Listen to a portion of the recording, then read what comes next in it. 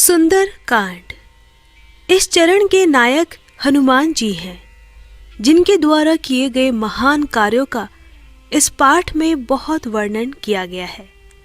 आपको बता दें कि रामायण में सुंदरकांड की कहानी अलग है।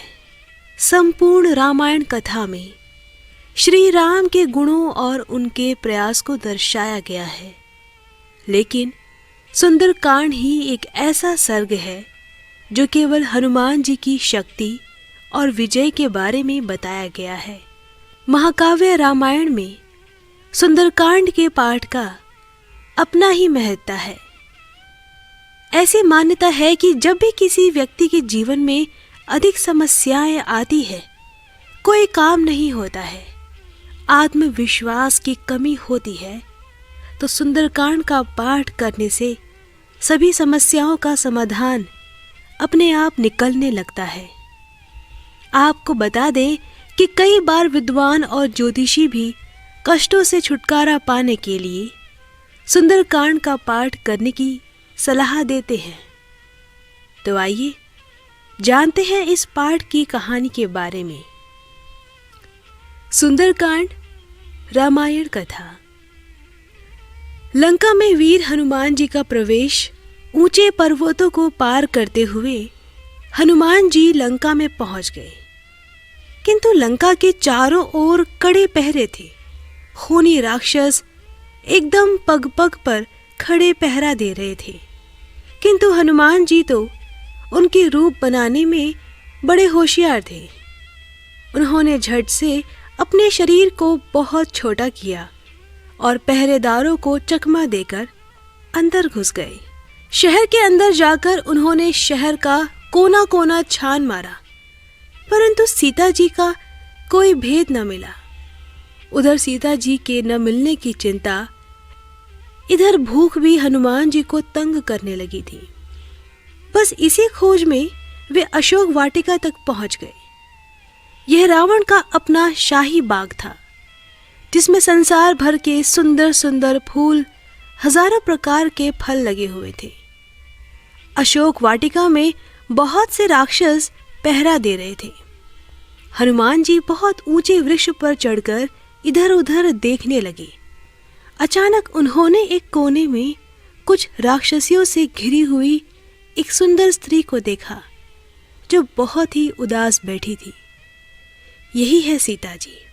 इन राक्षसों के देश में ऐसी सुंदर स्त्री सीता जी के सिवाय और कोई नहीं हो सकती है।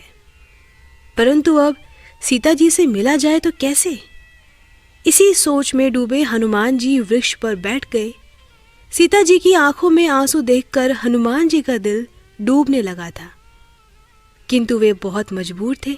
अब वे यदि सीता जी के पास भी जाते हैं तो वह क्या सोचेंगे? उन्हें अपना शत्रु ही समझेंगे, क्योंकि उस स्थान पर अपने किसी शुभ चिंतक के आने की तो आशा ही नहीं है। आते समय उन्होंने श्री राम से उनके वंश से लेकर सीता वनवास तक की सारी कहानी तो सुन ली थी। बस वही कहानी उनका परिचय बन सकती है। रात होने पर सारी राक्षसियां तो सो गई, अब केवल सीता जी ही जाग रही थी। हनुमान जी को उसी वक्त मौका मिला और उसी समय अपने आप राम कथा सुनानी आरंभ कर दी। राम कथा, और वह भी लंका देश में। ये कैसे संभव हो सकता है? यह पापी लोग राम के बारे में क्या जाने? ये तो अवश्य कोई राम भक्त ही हो सकता है। यही सोचकर उन्होंने उस वृक्ष के ऊपर देखा जिस पर हनुमान जी बैठे थे।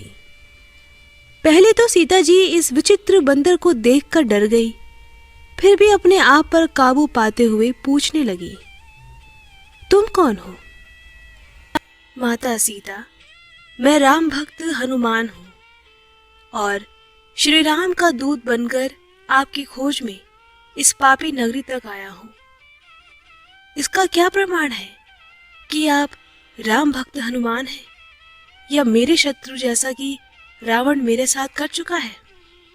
भगवान राम ने आते समय अपनी निशानी के रूप में यह अंगूठी दी थी। यदि आप इसे पहचान लें तो इससे बड़ा प्रमाण और क्या हो सकता है? सीता जी ने जैसे ही वह अंगूठी देखी तो खुशी से उसे अपने सीने से लगाकर बोलने लगी, मेरे राम, मेरे प्रभु, मेरे जीवन, आप क्यों मुझसे रूठ गए?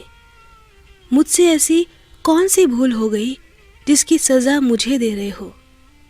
मुझे क्षमा कर दो प्रभु। वीर हनुमान, आपने तो मुझ पर बहुत बड़ा उपकार किया है, जो मुझे मेरे प्रभु की निशानी ला कर दी। माँ सीता, यह उपकार नहीं, धर्म है, कर्तव्य है। बस मैंने अपने कर्तव्य का पालन किया है। हाँ, अब वह दिन दूर नहीं जब हम लोग लंका पर आक्रमण करके आपको ले जाएंगे। हनुमान जी, वह शुभ दिन कब आएगा? अति शीघ्र माता, चिंता मत करो। मैं अभी श्री राम जी के पास जाकर लंका पर आक्रमण करने की तैयारी करता हूँ। बस आप मुझे अपनी कोई भी निशानी दे दें जिससे राम जी के मन को शांति मिल सके। सीता ने अपनी चूड़ामणि उतारकर हनुमान जी को देते हुए कहा, मेरे राम को यह देना और उन्हें मेरी ओर से 100 प्रणाम कहना कि मैं दिन रात उन्हीं की प्रतीक्षा करती हूँ। हनुमान जी सीता जी के चरण छूकर वाटिका से बाहर निकल गए। लंका दहन। सीता जी से विदा लेकर हनुमान वाटिका में से जैसे ही बाहर निकले तो मन में यह विचार आया कि अब लंका में आए हैं तो रावण को कुछ चमत्कार तो दिखाना ही चाहिए। इस पापी को कैसे पता चलेगा कि कोई रामदूत लंका में आया था?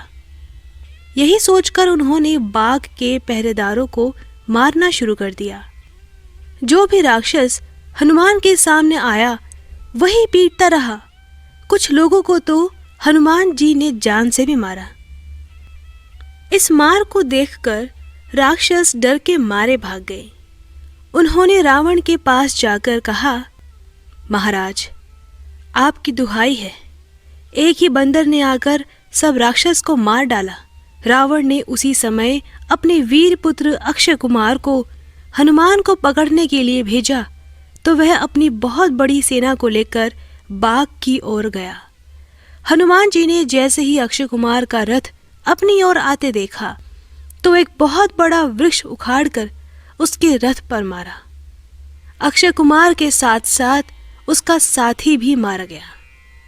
जैसे ही रावण को यह सूचना मिली कि उसका बेटा अक्षय कुमार भी उस बंदर के हाथों मारा गया है तो उसने उसी समय अपने बड़े लड़के मेघनाद को बुलाकर कहा कि अब तुम ही जाकर उस बंदर को पकड़कर हमारे सामने उपस्थित करो।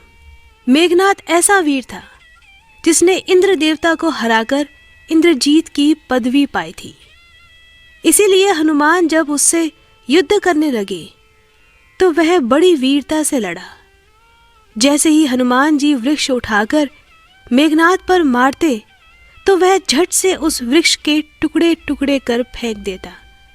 दोनों में बड़ा भयंकर युद्ध हुआ जिसे देखकर लंकावासी भी मुंह में उंगलियां डालने लगे।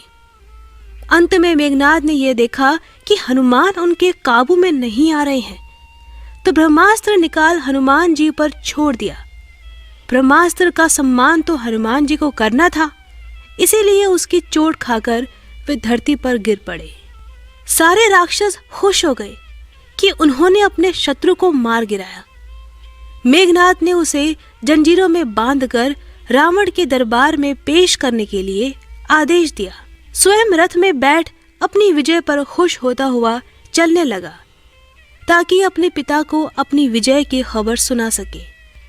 उसके रथ के पीछे पीछे सारे राक्षस हनुमान को बंदी बनाए लिए जा रहे थे।